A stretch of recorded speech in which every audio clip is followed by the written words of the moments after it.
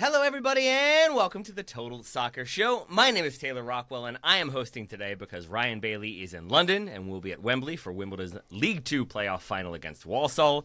I really, really hope it is a happy day for Ryan and all of his fellow Wimbledon supporters. And if you're supporting Walsall, then, well, when I first started prepping this, I didn't have anything to say here, but now, after some Googling, I can say that if you're a resident of Walsall, then let me just say, your prolific record of leather production, not as good as Bermondsey's. You replaced your Fame Illumination Festival with a laser light show starting in 2009. Way to eschew traditional secular autumn festivals of light, you sellouts. From your own Wikipedia page. Though the novelist and essayist Jerome K. Jerome was born in the town, he never wrote about it.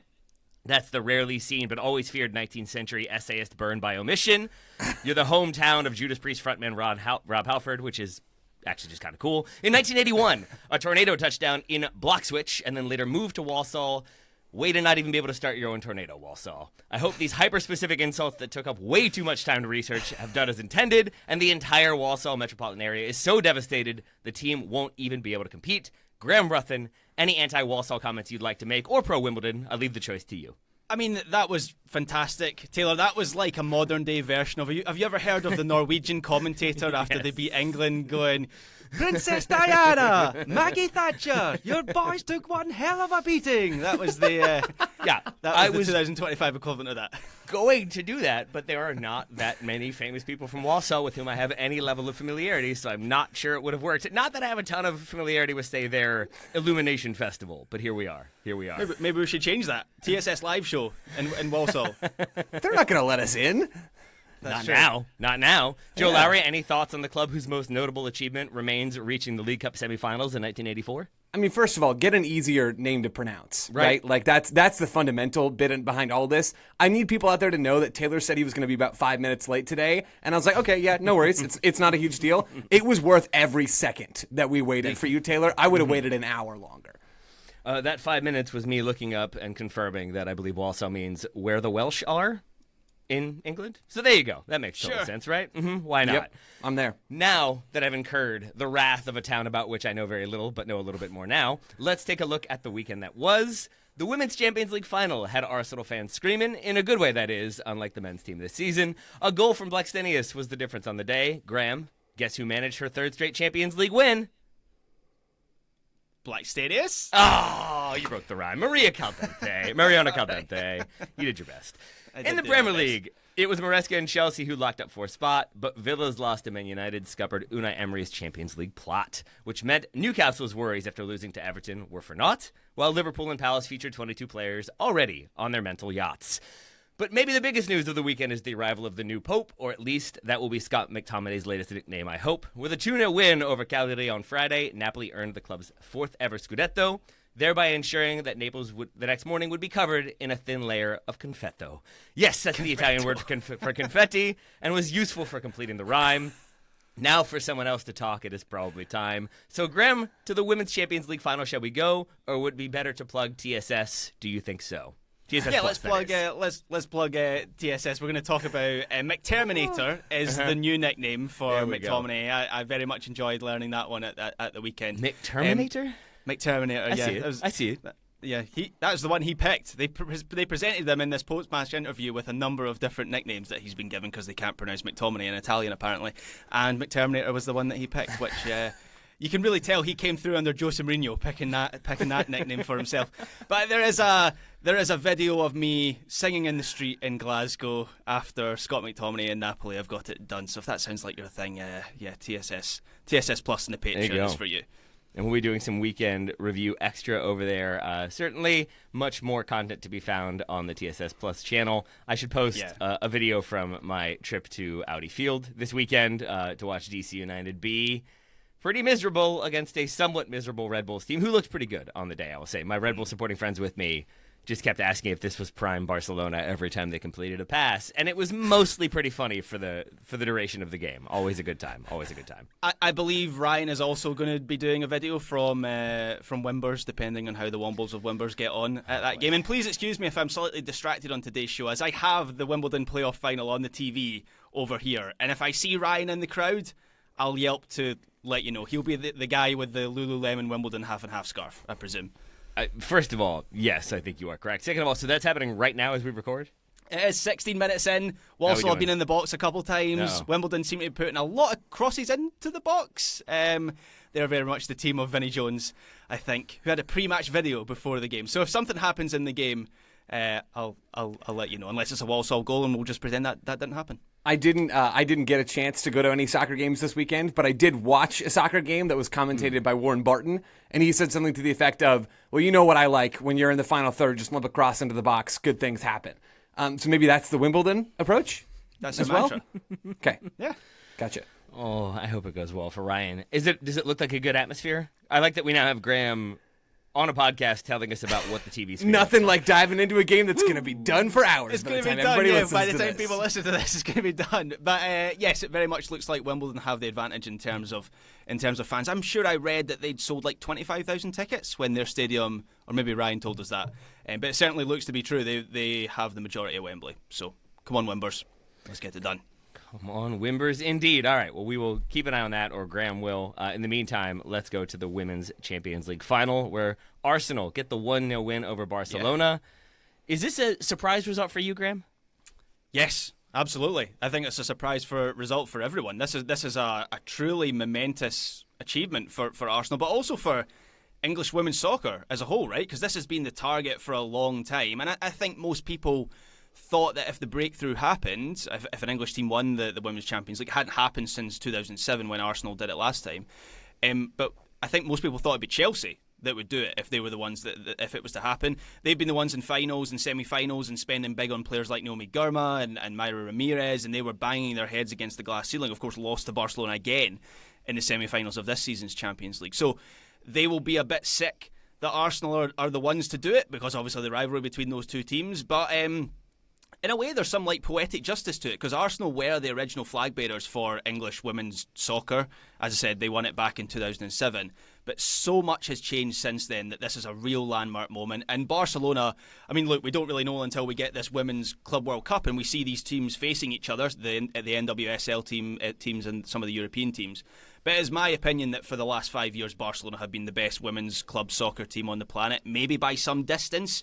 You look at the talent that they've got, Bonmati, Putellas, Graham Hansen. It's a collection of the best players in the world. And so for Arsenal to not just win this game, but I thought it was a really strong setup by them, where they really, their game plan sort of exposed Barcelona and made them look weaker and out of their rhythm more than I have seen recently. So yeah, it was a huge occasion for Arsenal. And I think they are having, as we're recording now, not only is are Wimbledon playing in London, but I believe they're having their trophy parade in London, and the footage that I saw of it earlier, it was pretty impressive, like tens of thousands of fans out. So this is a huge moment for that club.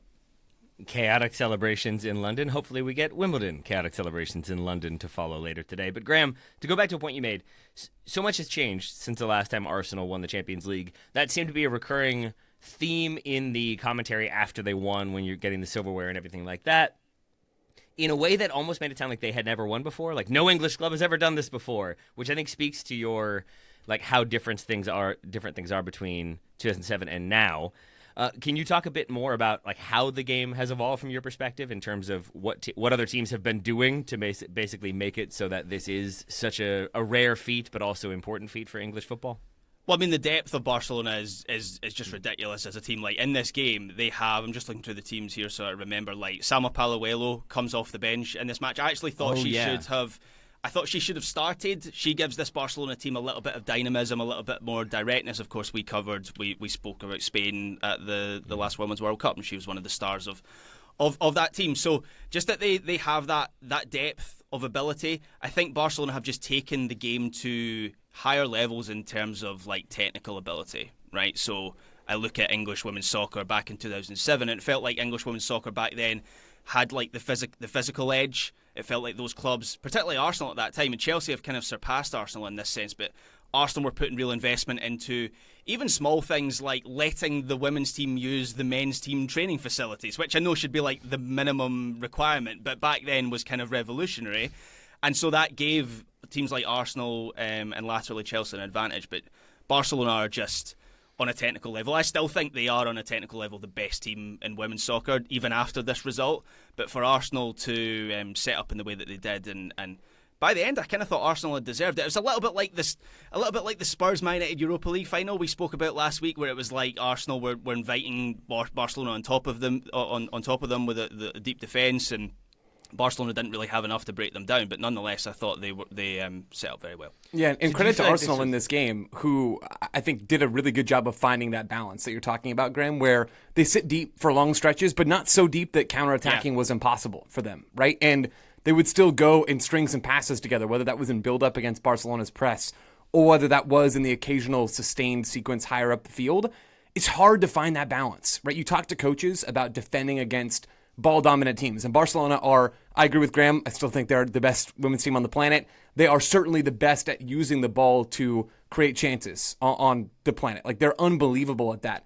And they weren't in this game. And that's because Arsenal found a really good way to go and establish some pressure out of their back four structure. They didn't just cave and defend super deep in their own third.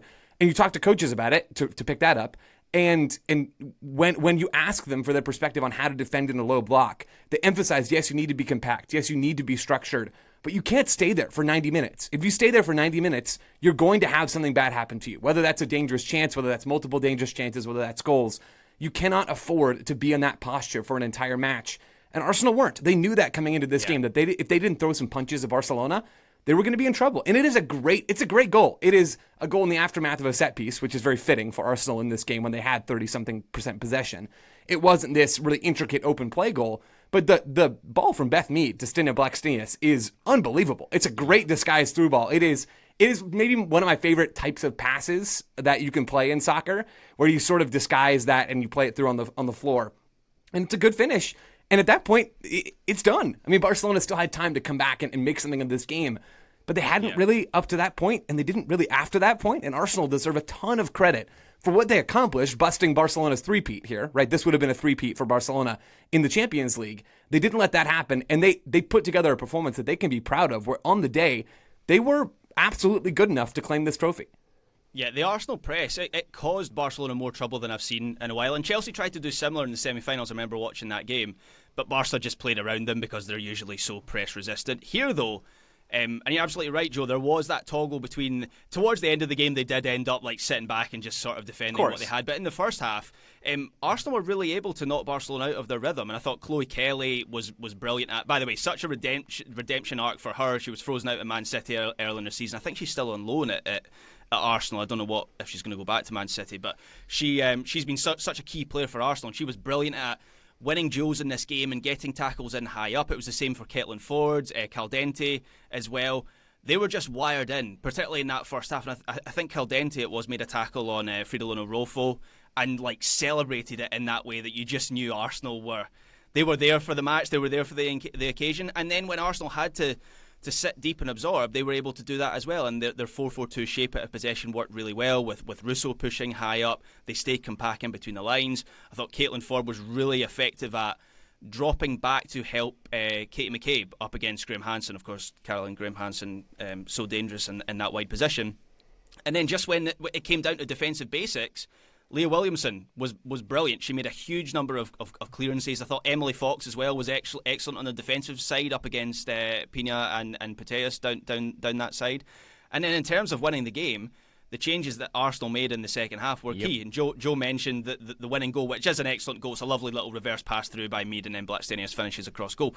Those are the two changes for Arsenal in the second half, and Blackstenius just gave them a little bit of verticality with runs in behind. I actually thought Arsenal could have done more with those balls in behind, particularly for Alessia Russo, who never really had that opportunity to get in behind in the whole match. But then you have Beth Mead as well, who has the vision and ability to pick that pass, as we saw for the goal. So it just felt like everything in terms of the game plan came off for Arsenal here. I thought those changes really were worth emphasizing again, Graham, because Slagers takes off Monum and Chloe Kelly, brings on Blackstenius and Mead. You have the errant back pass breakaway for Blackstenius that is saved. Katakoi was so strong in this game, the Barca goalkeeper, and I think it could have been much worse, but she pulled out some really, really impressive saves. But ultimately you get the goal a few minutes later, and then it did feel like Arsenal were in command, even with Barcelona still presenting a threat. But it also felt like when Arsenal had the goal disallowed for offside in the first half, I believe it was. I don't have the numbers right in front of me. There it is. It just seemed like Barca were more rattled by that than I expected them to be, and there was just some like errant passing. There was some shakiness. There was some willingness to go direct when I think they had passing options on, and it felt to me like they were sort of surprised by how quickly that could have not gone their way, and never really recovered the sharpness that would have been required to get through this Arsenal team. So a very strong performance in the end. Yeah, and it just felt like Barcelona were never able to get into their rhythm. Like loose passes, some of it was down to them as well and their performance. Obviously, Arsenal set up to expose them a little bit, but a lot of loose passes, loose touches. It never felt like they were able to get Bonmati and Putellas in particular on the ball in good areas often enough. They did have 14 shots in the second half, but so few of them were from good spots. So it's the first time in a while, or really ever actually, given how this Barcelona team plays, that I've seen them in this kind of condition. Joe, do you want to talk about the most important player that we haven't yet spoken about, who is obviously the MVP of this game and maybe this season? Oh, more than that. Let's zoom out even further of life, I think, at this point. Emily Fox becoming the latest American to win the Women's Champions League. All about that. Listeners of this show will know that I'm not like the world's biggest Emily Fox guy, but I mean, I'm not gonna begrudge her of a chance to win a trophy with Arsenal. It would be weird if you did. A pretty solid performance. Yeah, it's true. Pretty solid performance from her right back as well in this game. She's never going to be a flashy player, and she wasn't in this match, and that was totally fine. Like, this is an Emily Fox game, one where you know you're going to have to be up against it for long stretches, and you're going to have to really like be dialed in defensively, as Graham talked about already. So shout out Emily Fox, latest U.S. Women's National Team player to lift that trophy. And one final note for me to reiterate, because I said it in the introduction, but it was quick and probably confusing. Credit to Mariona Caldente, to give her mononym, for winning those 2 straight Champions League titles with Barcelona, 3 and 4 years, but 2 straight. Then she jumps ship, she goes to Arsenal, and now she has won 3 in a row, even if Barcelona couldn't manage it. The anti-Harry Kane. That should be her new nickname. I think she was also the WSL Player of the Season. She's doing all right. I'm going to say 4 Champions League titles, 3 in 3 years at the age of 29, I think, is not too bad. Not too shabby. So credit to her. Credit to Arsenal. Congratulations on the win. Congratulations on the silverware. We will take a break. We'll come back and talk Premier League. Back soon. Welcome back to the Total Soccer Show. It's time to do some quick recapping of the final weekend of the Premier League. We obviously already had Liverpool securing the bag well in advance, but we did still have some drama on the final day. Graham, Chelsea with a 1-0 win over Forest. They qualify for the Champions League. Everything is totally fine, and Clear Lake had it right the entire time. Is that correct? I'm not willing to go that far, but a word for Chelsea to a certain extent. Make your voice higher, Graham. Make your voice higher. I'm not loving this. A word for Chelsea, because a few weeks ago I was convinced they were going to miss out on the top 5, and even going further back than that, before the start of the season that Spurs and Manchester United have had in the Premier League, I thought that was going to be Chelsea. Like, if you'd asked me the 3 of those teams, which of the teams is going to finish like close to relegation, I thought it was just too much chaos going on at Chelsea. So for them to have established some kind of order, and they're still not totally there yet, but they have definitely made progress this season. And a few weeks ago it felt like the wheels had come off their season. Their fans were complaining about how dull they were to watch, and that latter point might still have some validity because Chelsea have ground out their last few results, but they got those results, and their defence has got them over the line in those games. Clean sheet against Forest in this match, they win away 1-0 there. Clean sheet against Manchester United last week as well. And this is still a very young Chelsea team. I'm sure I read before we started recording today that this is the youngest average age of a Premier League squad in history, which kind of puts into perspective what they've achieved this season. This is a team that is developing all at the same time. And yes, it's been a very unbalanced campaign as a whole, but it's still one where they have made progress. And they had a tricky final game here away to Forest. Wheels kind of came off Forest towards the end of the campaign. I'm very disappointed for them. Expectation is a strange thing because every objective reading of this season for Forest is that finishing 7th in qualifying for Europe is a huge achievement considering where they came from. And yet it's impossible not to sense the disappointment on how the season finished for them considering where they were. But nonetheless, I think Chelsea are worthy of that top 5 place.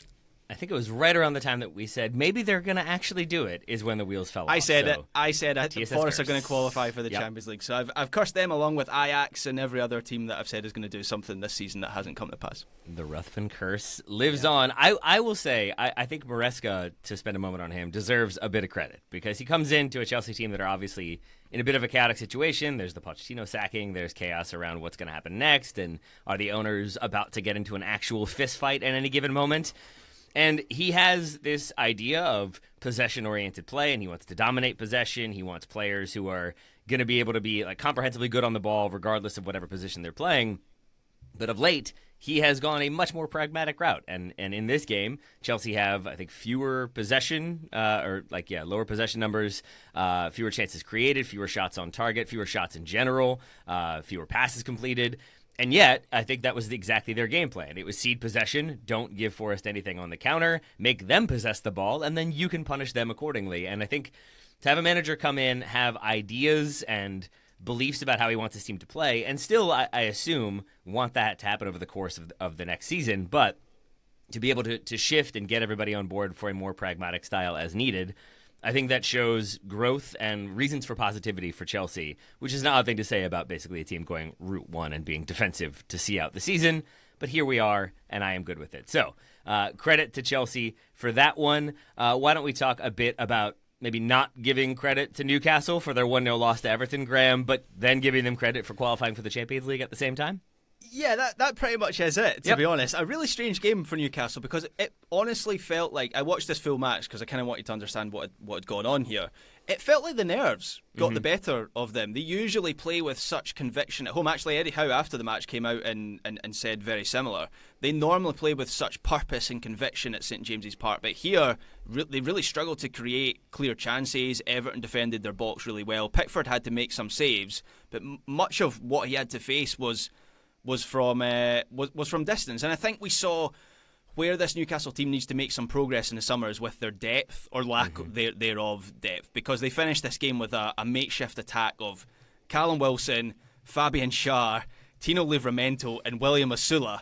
Unsurprisingly, that didn't get the job done for Newcastle as they lose this match, but obviously a result in another match we're going to talk about, I presume, pretty soon, secures. I don't know if I was allowed to serve spoilers. Villa lost to Man United, so Newcastle finished in the top 5. There you go. Oh, stop. Oh. Sorry, Joe.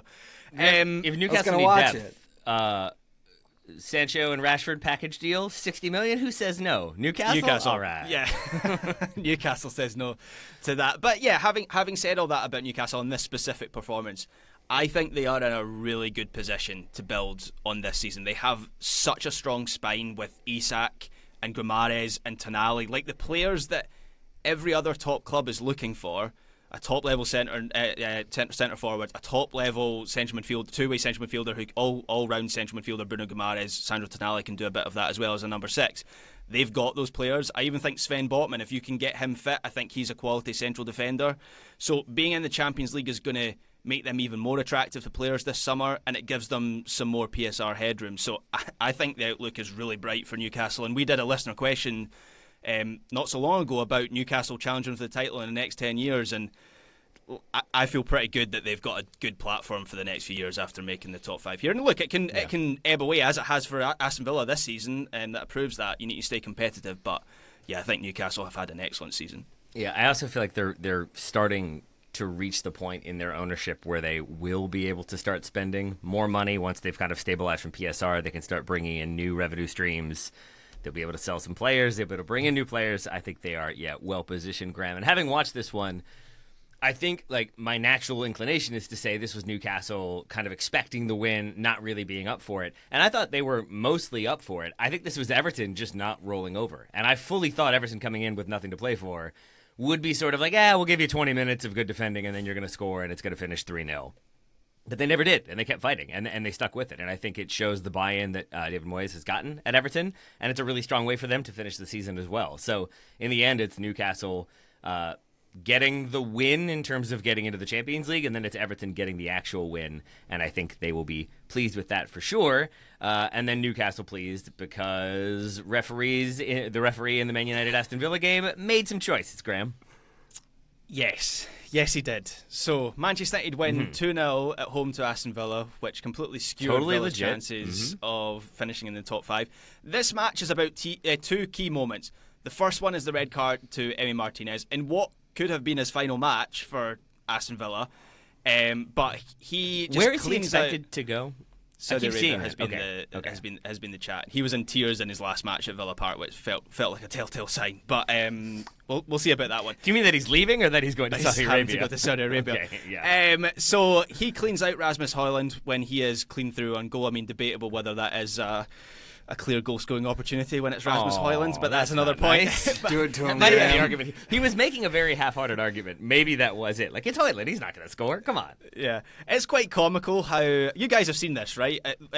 Martinez just runs straight into Rasmus Højlund. Like most of the time in those occasions, it's like a slide tackle or they take the legs away or whatever.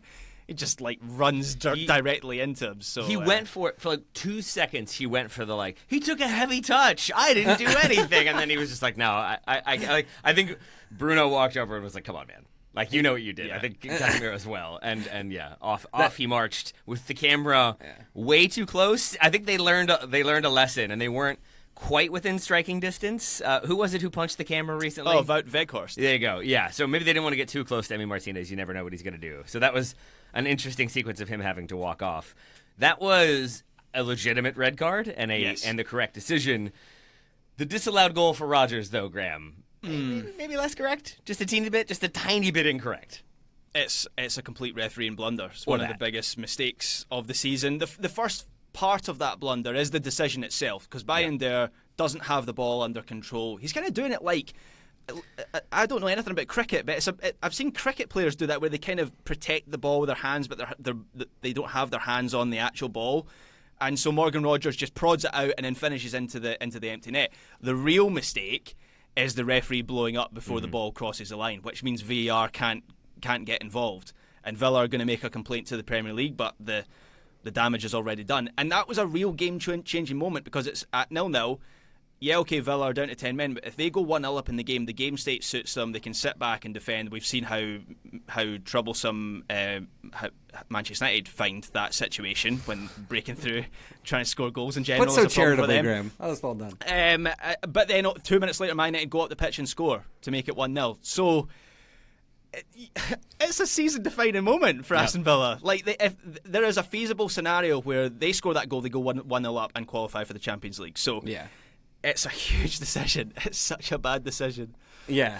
Graham Ruthven, VAR apologist, was not something that I had on my bingo card today. Graham Ruthven arguing for the importance of VAR and its need in the game. Broken clock twice a day. Yeah, I suppose that's true. I mean, this is, Graham, you have laid it out well. It is hard to overstate how much this matters. Like, this is, I don't know if it's season defining, but it's kind of next season defining, for Aston Villa and where they land in this whole tally. And you could see the ripple effect that this had across other games as well. The Newcastle players devastated after they lose that game to Everton, and they're just waiting, right? I mean, at that point, we had a little bit of information about what's happening in this game, but they were waiting for that final whistle to actually blow. Yeah, this is wild that a mistake of this magnitude happened in this moment of the season.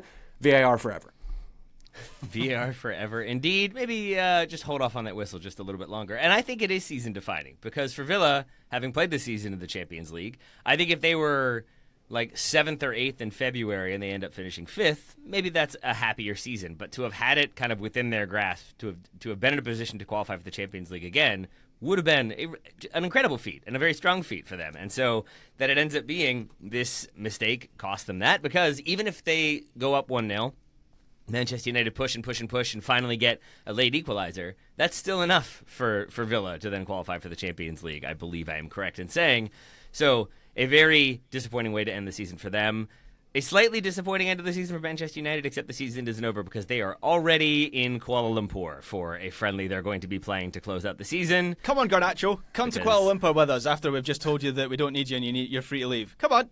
He was smiling, but he was very high up in the picture. They took a picture boarding the plane, and he was in there, but he looked very much like, I'm happy for my free vacation where I won't be playing and to be making more money and then leaving immediately. Taylor, have you read Laurie Whitwell's in-depth review of the season for The Athletic? Which there's so many good nuggets. Is it just bad in 72-point font? I hope? My favourite story is Jim Ratcliffe turning up to Carrington and telling like the sports science staff what they should be doing because of his stretching before the London Marathon. Yes. You got to activate the hamstrings, Graham. Rookie mistake not to do that. He knows best. So those adductors aren't going to get themselves firing. That one story gave me such an insight into how Sir Jim is running that club, and I enjoyed it so much. So listeners should go and seek out that article on The Athletic. I'm going to need another minute. Graham, you want to talk about Man City for a second? Sure. They look quite good, actually. Obviously, this season hasn't been great for City by their usual standards. It would not surprise me at all if they're back at the top next season. I do think Guardiola has found some solutions for this team since January when they made some. Taylor's just still reveling in that. I hate Jim Ratcliffe so much. I really do. Anyway. So does everyone else at that club. City made some signings, obviously, in January. Marmoush, in particular, has been excellent. I think what has been most impressive about him is how many roles he's played since coming in. So in this game away to Fulham, Man City won 2-0 to finish their season. He was on the right side. He's combining well with Mateus Nunes. He's pulling Jedi Robinson out of position. Then in other games, Marmoush has been on the left side. He's also played through the middle as a number 9 when Haaland has been out injured. He's played as a second striker with Erling Haaland. And City just desperately needed some dynamism and directness in the attack. And he has given them that. And Guardiola has found some solutions. The use of the fullbacks has been key to City's improvement, where he's pushed particularly O'Reilly high and wide. That's got more support to the wingers. It's improved the spacing in the midfield. It just feels like they've got some control back in their game. And the situation will change again in the summer with Kevin De Bruyne leaving, and maybe Gundogan leaves and Bernardo Silva as well. So there's still some other solutions they need. I think City need better wingers as well. Another midfield creator would also help. But it does feel like Guardiola has a framework again to build around, and I really would not rule them out being strong again next year. Yeah, I wouldn't either. And part of that, sorry, Taylor, part of that is how good Marmoush has been. We're days away now. We're almost a week away from that ridiculous goal he scores against Bournemouth, which is one of my absolute favorite goals of the season that I don't think we've been able to bring up on this show. He's involved heavily in this game as well. Michael Cox had a post on Blue Sky the other day that really rung true to me, and I think this is something to bookmark for the future. Basically, Michael Cox, great writer for The Athletic, said that this season, with Marmoush coming into this Man City squad, he's had the best instant impact in the Premier League since Bruno Fernandes joined Manchester United. Oh. And I hadn't thought about it that way whatsoever. Marmoush has been really good. And if we're talking about reasons that City are going to be back in it next year, yes, the fact that they'll have Rodri back at some point early-ish in the season, we'd have to imagine, will be very important for them, we would have to think. But Marmoush looks like a legit top fill-in-the-blank attacker in the Premier League. He is very, very good, and he can do a number of different things, and he has hit the ground running in a way that you don't often see from players in any position, let alone one of the most important spots close to goal in this sport. So, yeah, City, I think, are in a much better spot now than they were even 6 months ago, and a lot of that is because Marmoush has been just that good. And unlike Bruno Fernandes, Omar Marmoush will still be playing in the Premier League next season. So there's that as well. He isn't going to join the exodus to Saudi Arabia. The commentary in the Man United game, every time he was on the ball, Bruno, they were like, well, how are you going to let go of this guy? How much worse could it be? I would argue it couldn't be a ton worse, but we shouldn't talk about that anymore. Joe, we should talk about Palace's lovely goal in their 1-1 draw with Liverpool. Sure. Yeah, it is a nice goal from Ismaila Sarr. It's a bad turnover from Liverpool, and their rest defense structure deep down in their own half is just not equipped to deal with the turnover and the quick counterattack from Crystal Palace. So it's a nice goal in a large swath of space for Ismaila Sarr. It's just a funny timing of this goal because we've just gone through the whole pregame pageantry, right, of Liverpool winning the title, and they're singing and they're cheering, and it's a whole festivity, right? I mean, it's cool. And then you're less than 10 minutes in, and Liverpool haven't done a whole lot, and Crystal Palace are up 1-0. It didn't matter at this point, but It was a quite humorous reversal from the pregame festivities.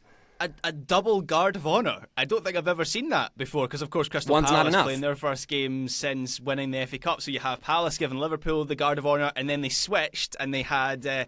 I was hoping that they were just going to keep repeating until they got to the other side of the pitch, and then I don't know what happens when they get to the other side. Wimbledon have scored 1-0. Sorry. Yes. This episode's off the rails. I love this show. That implies it was ever on the rails. Oh, That is my response to that. so funny. So Miles funny. Yeah. Hippolyte, the one guy I know, he's giving them the lead at the Don't end of the lie, first Graham. half. You know at least 4 other players. This was a delightful opening to this game. Liverpool do end up fighting their way back into a 1-1 draw. Obviously, there's the red card to Ryan Gravenberch along the way, which funny. It's funny. At this point, I'm looking for entertainment because there was nothing to be gained from this game, and Liverpool supplied it, Mo Salah scoring in the 84th minute to get this game back level, and had some incredibly loud applause along the way. Trent Alexander-Arnold comes in, plays his last 45 minutes with Liverpool. Good moments all around. I was entertained. Good stuff. Graham, are you sure there was a goal? FotMob hasn't updated. I'm a little No, concerned. There I'm it is. watching it. Now it's there official. I always Unless get I'm concerned hallucinating, which about is VAR. possible, I guess, but it's really happened. All right, since we're letting Graham just throw things into chaos, Graham, you want to spend like 45 minutes talking about Kieran Tierney? I mean, I would love to. All right. Yeah, that's the only thing I want to mention about Arsenal's final game of the season away to Southampton. They win 2-1. Kieran Tierney scores. Delighted for him to sign off as an Arsenal player with a goal. A player that I know Arsenal fans have genuinely loved. I'm unhappy he's going back to Celtic because he has quality when he's fit, and he has been fit for the last few months. Unfortunately, staying fit has been his issue. That's the thing that stopped him being one of the best fullbacks in the world for the last few years. But nonetheless, a nice way for him to finish as a Gooner. And rounding out our Premier League coverage, we have a new entrant into the Premier League. It's Sunderland. Graham, all feels right with the world. They're back. It feels good to have Sunderland back in the Premier League. And hopefully they can remove Sunderland Till I Die and everything that happened there from the Netflix queue, and we can just focus on their return to the top flight. Yeah, they can just remove those episodes like they remove problematical episodes of All Sunny in Philadelphia or exactly. The Simpsons or Never whatever. happened. Yeah, I'm genuinely pleased we're getting Sunderland back in the Premier League. I mean, there's something there about the redemption arc of this club, right, that's sunk so low, and I think we saw those lows in that docuseries for Netflix. But I don't think there is a more embarrassing thing committed to film or digital video than the Will Grigg signing. Will Grigg transfer? When everyone in that organization, like the pizza man dropping off pizza, the delivery man is like, that's too much money. Don't sign him. Like everyone is saying don't do that, and then I think they up their offer like 3 more times after that. Yeah, but you have Good to do it choice. for the Will Grigg song. That was worth at least half of the transfer fee. Dude, alone Will Grigg's on fire. You joke. I feel like that really was why. He It was might like, have he's got been his own part of song. it. It's great. Everybody loves Yeah, him. We're going to sell Have to get jerseys. Will Grigg. You're not. But the truth is that Sunderland have come a long way, genuinely, since those kind of lows and those that sort of stupidity. And I think they have become a really interesting club. They've got a team full of young talent. They've got this 27-year-old owner, Cyril Lewis-Dreyfus, who is Julia Lewis-Dreyfus's second cousin. Mm-hmm. And he has completely changed the focus at Sunderland. They've taken risks with some of their signings. They've hired a manager from Liga 1 who was a bit of an unknown in English soccer. Regis Lebris has come in. They've got the other Bellingham brother, who by the way, is really good. Like, it's not really unfair that he is so good. I'm not sure if he's going to be at Jude levels, but it seems like he's going to get a big move to potentially Borussia Dortmund. I saw that they were pretty close. Yeah, well, it's worked for them before. Retire his number now, folks. Yeah, well, I mean, Birmingham were right with doing that for Jude all along. But Chris Rigg is a quality player. Tommy Watson, who scores the winning goal against Sheffield United in the playoff final here, has already secured a £10 million move to Brighton. That was his last game and his last touch of the ball for Sunderland. So yeah, an exciting team. I don't know whether they're going to have the top end talent to it. It reminds me a little bit of Ipswich, who were doing some interesting things, had an exciting young coach, interesting, entertaining style of football. They I don't know survived, whether, right? Well, they survived in my heart, but not in reality. So I do fear that Sunderland are not going to have the top end talent next season, but I just think they're more interesting than Sheffield United. Although, having said that, for the majority of this playoff final, Sunderland were distinctly second best. There was a real lack of quality from them, loose passes, loose touches, and then there was a big chance where Beefy Keefe, yes, he had a big chance. Anthony Patterson makes a great save in the first half, and then there was a disallowed goal which would have made it 2-0. The real key moment was when there was a chance for Brooks for Sheffield United, and then Patterson makes another great save with his tippy toes. Game's done if that goes in at that point. Sunderland had offered nothing; it would have gone 2-0 with 20 minutes to go. But Sunderland come back, and their 2 goals are really, really nice, and that's what I hope we see more of in the Premier League next season from them. So, congratulations to Sunderland back in the Premier League. I look forward to them next season. For now, we're going to take a break. We're going to come back. We're going to talk Serie A, La Liga, MLS, many other leagues Hopefully we get it all in. We'll see. Welcome back to the Total Soccer Show. To Serie A we shall go, where Scott McTominay and Napoli get the win, get the title, and now I'm going to spend as much time as I can not letting Graham talk. Joe, your thoughts on Napoli's win?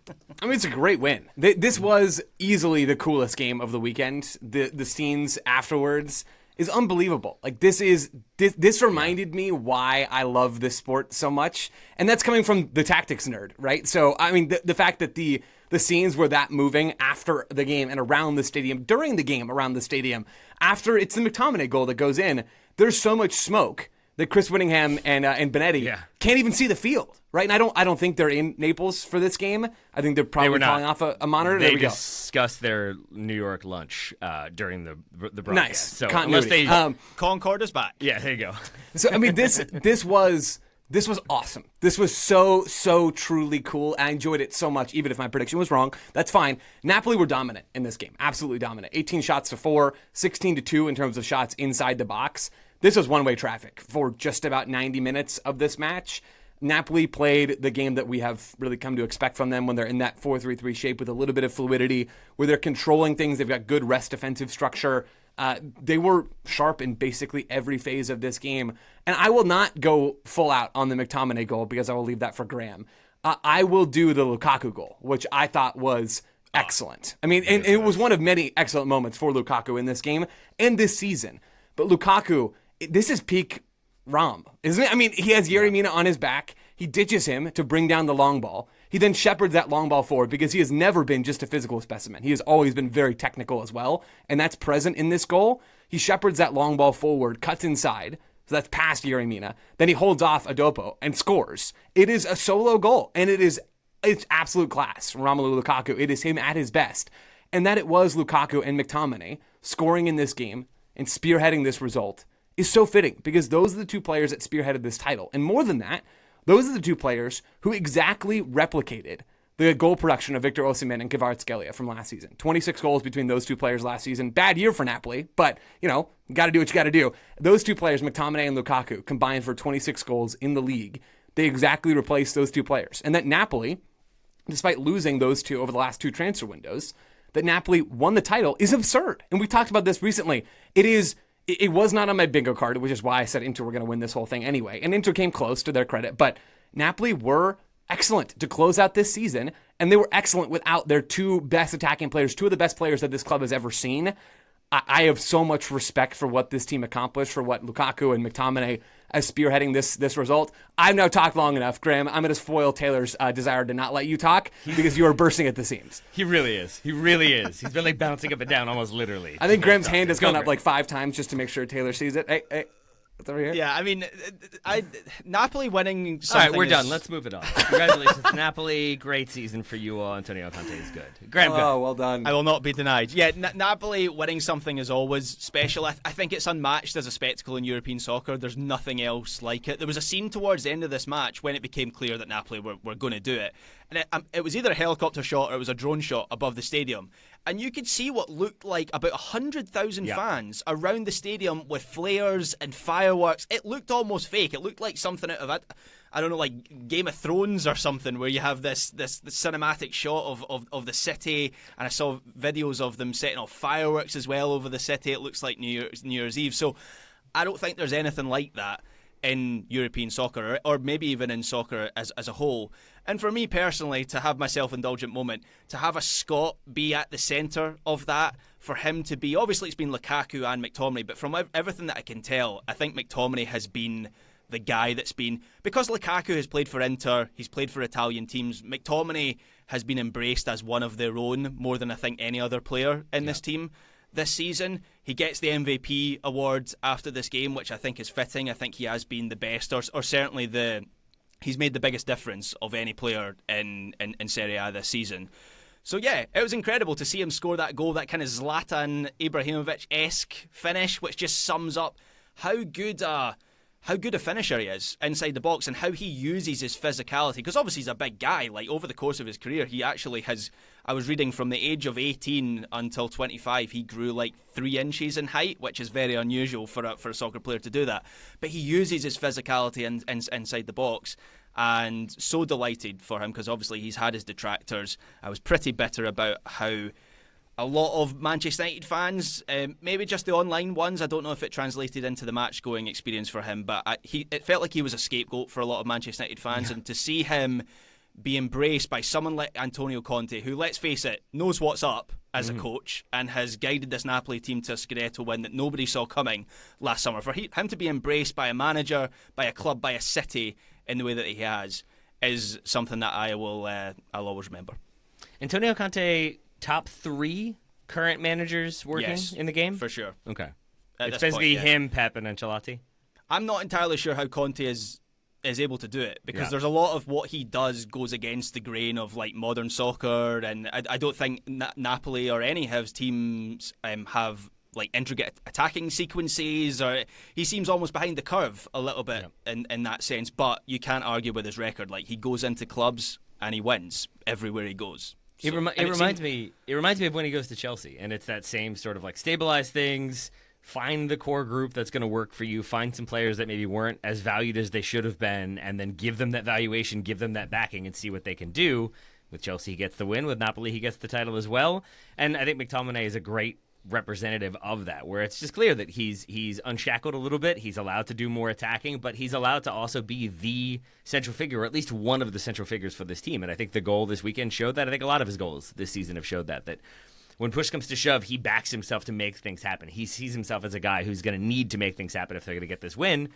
And then he goes and does it. Graham, it has to make you at least a little bit more excited for him in Scotland. What could happen, Graham? World Cup run? Let's hope so. I mean, Billy Gilmour as well. Obviously, he's not been someone who started every single game for Napoli, but starts in this match, and there's more novelty. In a weird sense, there's more novelty to me seeing Billy Gilmour playing for a team like Napoli and the sort of player that he is. Because as good as McTominay is, he's a physical player. He's hard running. He tries hard. That's kind of our thing. Billy Gilmour's like this Spanish midfield, like drops into the back line, sprays passes forward, like sets the tempo. We don't do that. So it's been great to see him over the course of the season be integrated into this team as well. And obviously the injury to Lobotka has helped his case there as well. But yeah, I'm a bit concerned that Kevin De Bruyne might take his place next season. Billy Gilmour, it seems like he's on his way to Napoli. But the flip side of that is Kevin De Bruyne playing passes through for McTerminator. That's going to be fun. Some fun stuff. It's super fun. Yeah, I think Billy Gilly and the Chicago Fire are both going to be there trying to give Kevin De Bruyne one last push. I actually love the idea of De Bruyne going to Napoli. I think that's going to be so much fun.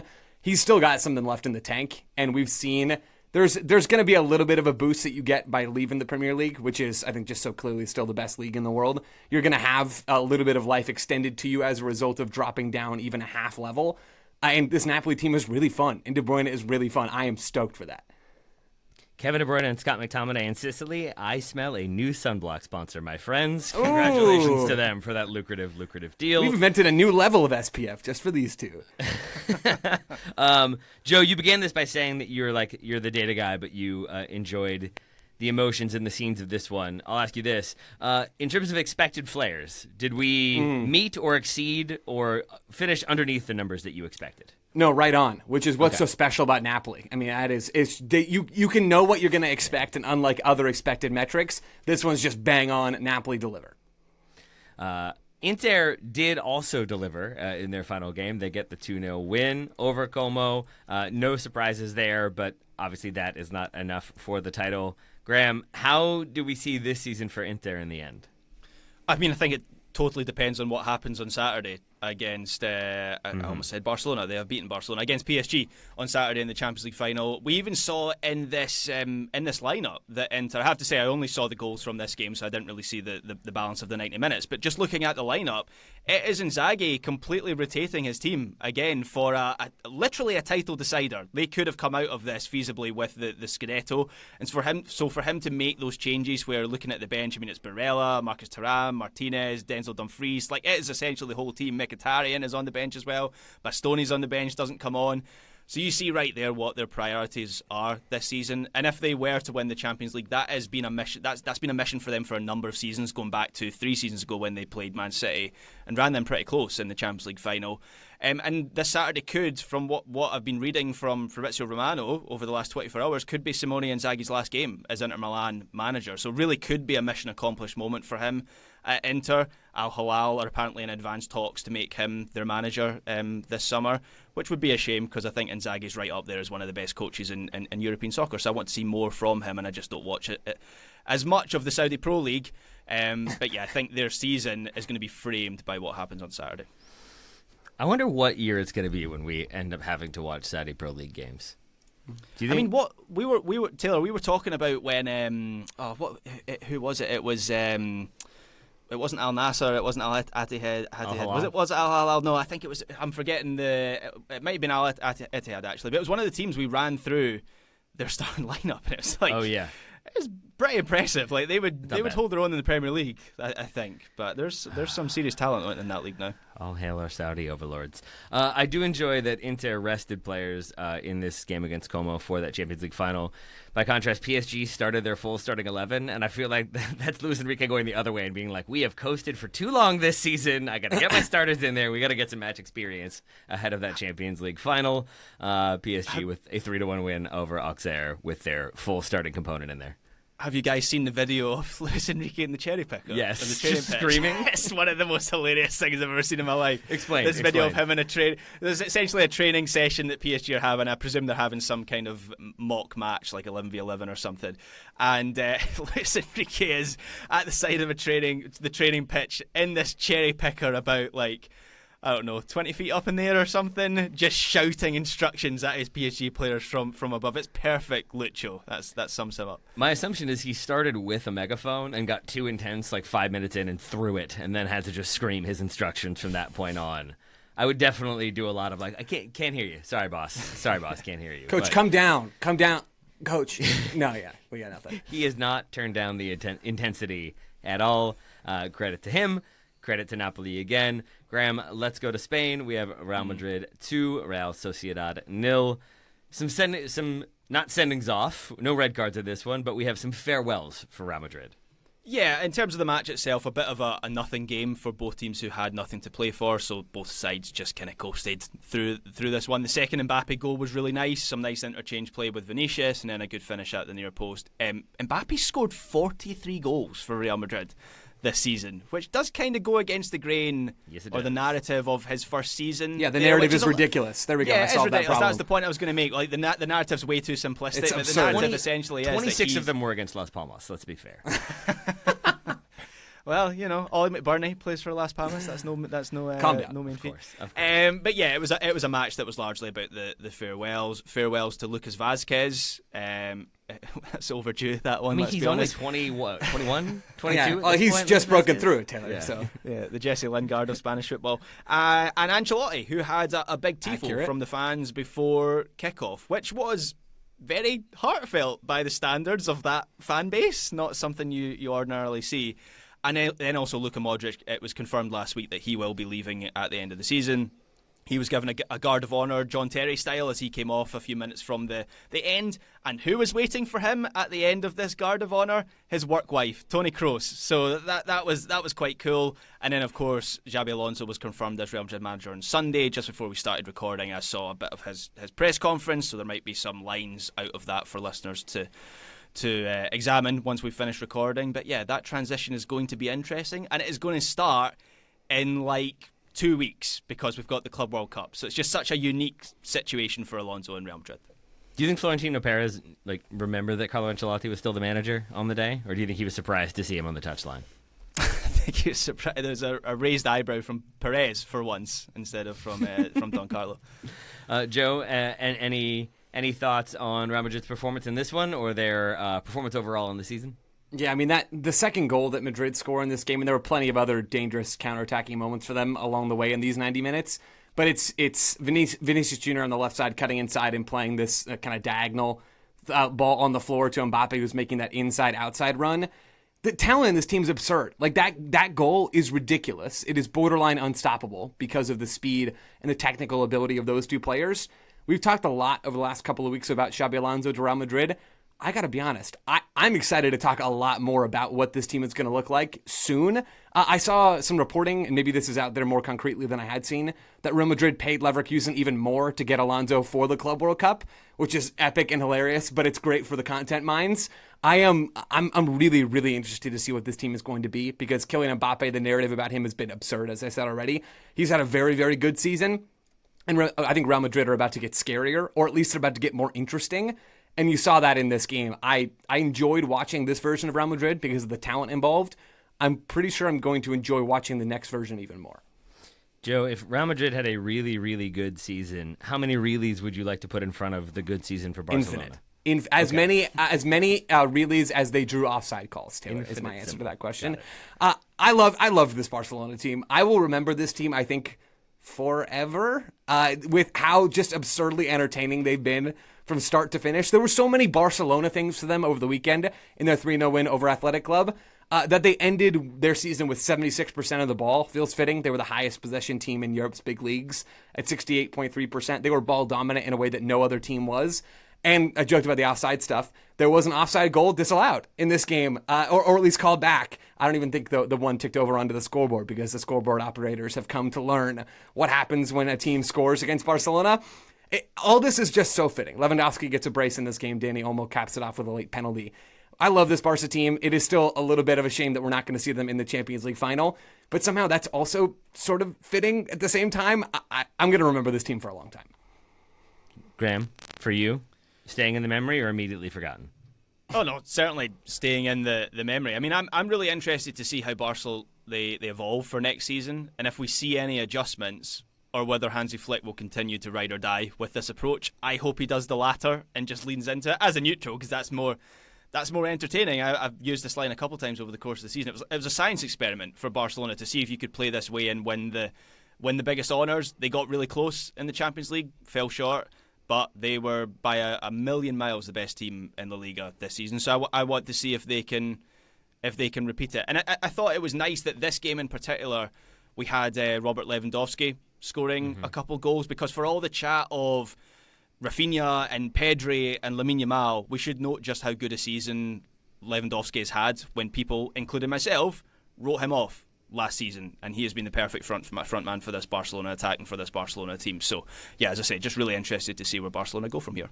So, Kylian Mbappe, the top scorer in La Liga, 31 goals in the league. Lewandowski second with 25. I think that's a good point, Graham, that we should leave it there, because my question was going to be, is next year the year that they have to move on from Lewandowski and kind of rejuvenate that position? But you've pointed out why we shouldn't have that conversation. We should just enjoy Robert Lewandowski and give credit to Barca's season that was. Keep should we give dancing, credit pal. to Alexander Sorloth becoming Atleti's top scorer on the season, confirming the top scorer on the season ahead of Julian Alvarez with their win this weekend. Yeah, this match wasn't really on my radar before the weekend, but I feel like I have to mention Alexander Sorloth, scoring another quick-fire hat-trick. This time it was 3 goals in 32 minutes, so not quite 3 in 4 minutes like it was last time. But if that's your party trick as a striker, you're going to go far.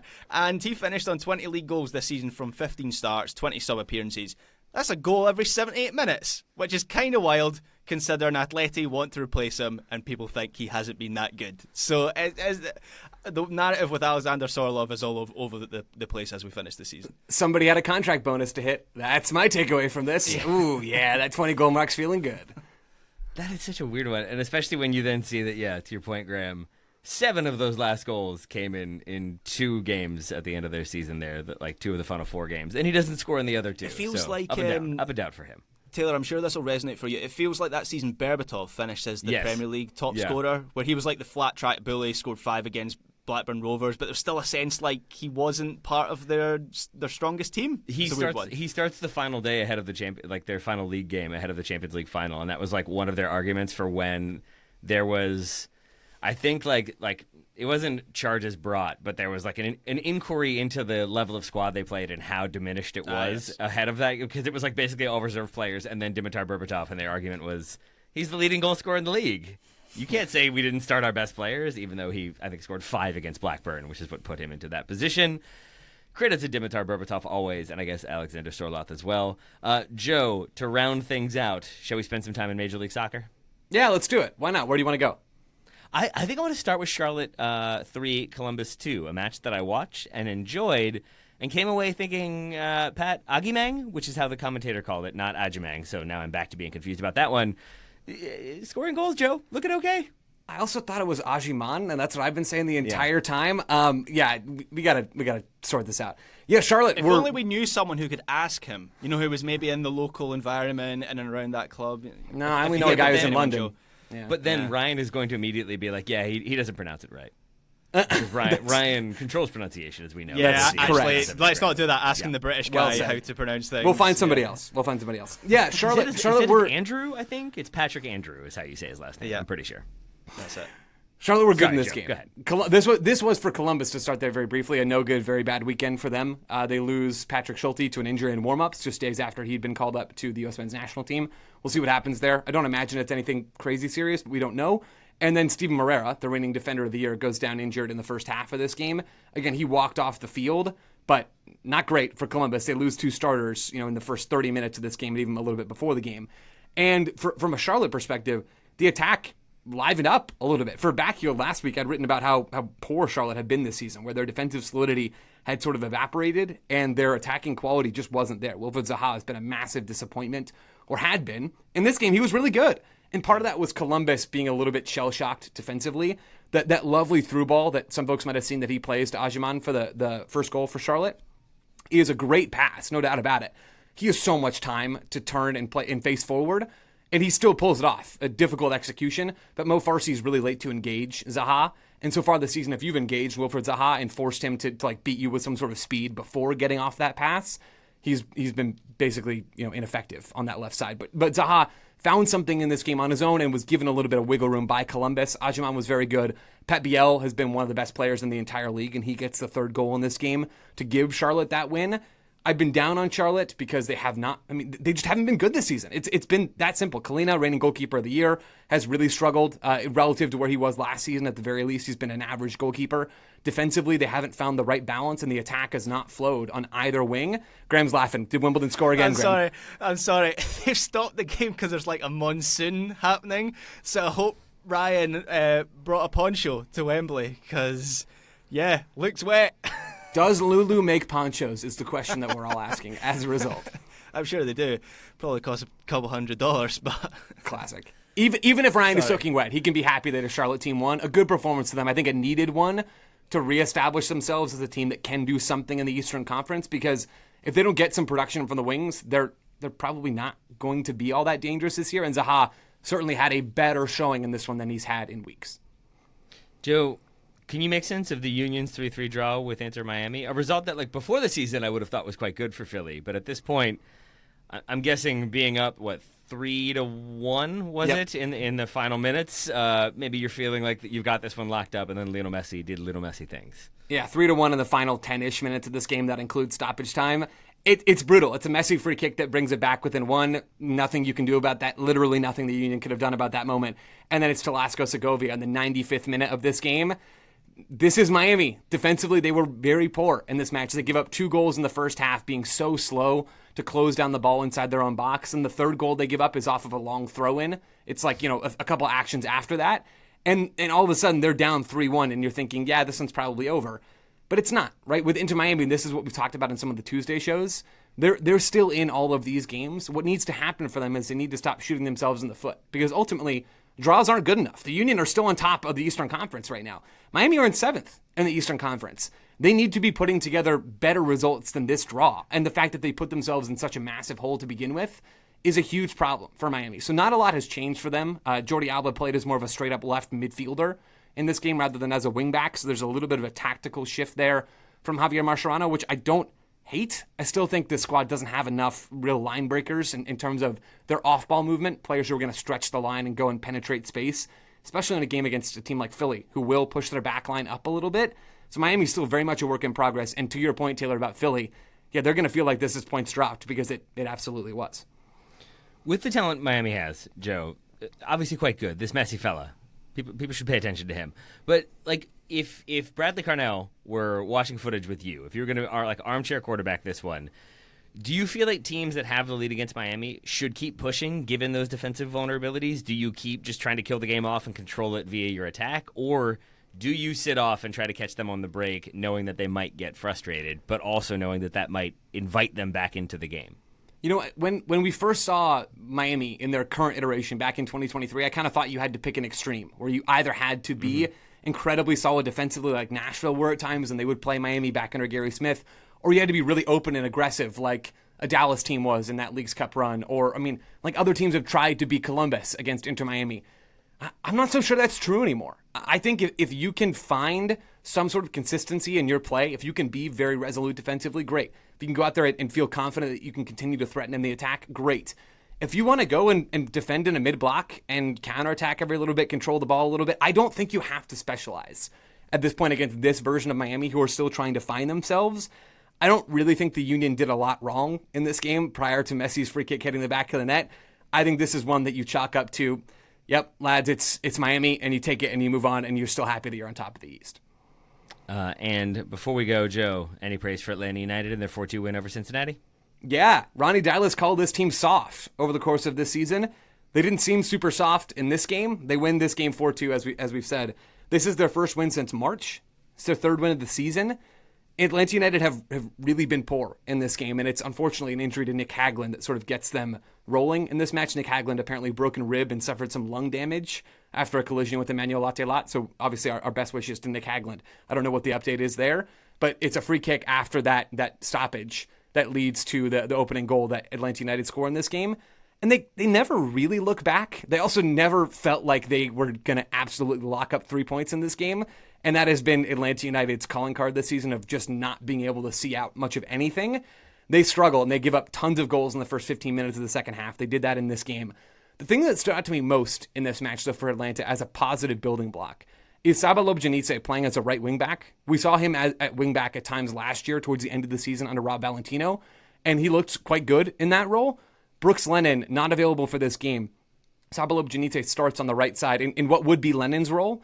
He looked so much better. It was Saba driving into the box that led to Atlanta's second goal from Jay Fortune. It was Saba providing this constant and not crossing threat from the right side. I think Doyle pointed this out on social media. I don't have it in front of me. I think Atlanta United attempted 0 crosses from that right side in the first half. There's probably a fine line to be had in there somewhere, but Saba Lobjanidze is willing to run at players and go at them 1v1 and create chances that way rather than just hitting hopeful crosses to no one in the box, and that's become Brooks Lennon's calling card, unfortunately, at this stage of his career. Having Saba Lobjanidze in that spot could be a legitimately transformative tactical decision that Ronnie Dyla kind of lucked into this year. So we'll see if it amounts to any sort of turnaround for Atlanta. It's way too early to know for sure, but a huge win for a team that has been in desperate need of a win. Yeah. This is the first, hopefully for Atlanta United, this will be the first building block for them because they're going to need to stack more on top of this. I watched this game because it was the Sunday night game, and I tend to watch every one of the MLS Sunday night games. This was much more like the kind of performance and game that I expected from Atlanta coming into this season. I was really excited about their attack, but I thought they would end up in more of these kind of ding-dong games where, yeah, they look defensively vulnerable, like since they were still able to create chances inside the box, but just their ability to play into open space, and when they went a little bit more direct, their ability to get runners forward, that was the sort of thing that I expected from them this season. So I'm hopeful that this might be a turning point for them, and that Ronnie Dyler can get a smaller white t-shirt, because I think it's been like a playoff beard where that t-shirt has been getting longer and longer and longer the more that Atlanta have been struggling. So he can go back to a medium now. That's good. I'm glad. Hopefully he's doing like the shirt thing. Hopefully he can trim a beard if he's growing a playoff beard. Hopefully he can bathe if he's doing the I'm not bathing till we win thing. I'm glad he gets to do all of those things. That's a weird note to end on. We're over an hour, which means the show gets weird.